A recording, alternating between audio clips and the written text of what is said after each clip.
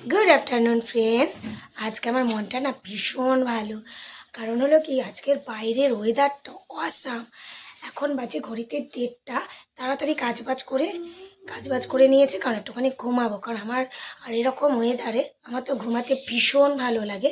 আর এই মতো স্নান টান করে এসেছি, তো খানিকক্ষণ 2টো অবধি ঘুমিয়ে নিয়ে আগে, তারপরে খাওয়া দাওয়াটা করব। এইমাত্র বাইরে গেছিলাম, কি ভাল লাগছে বাইরের ওয়েদারটা, কিন্তু দারুণ লাগছে।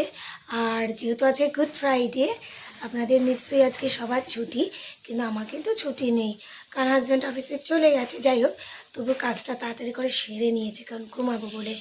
তো বাবা, তোমার কেমন লাগছে আজকের ওয়েদারটা? আমার তো ভালোই লাগছে। আর আর আজকে আমি তো পড়াও করবো না। ঠিক আছে, ও নাকি আজ ঘুমাবে একটুখানি। হ্যাঁ। একটুখানি ঝটপট করে ঘুমিয়ে নিই, তারপর উঠে যখন উঠবো তখন খাওয়া দাওয়াটা করব। তো যাই হোক, আপনাদের ওদিকের ওয়েদারটা কেমন?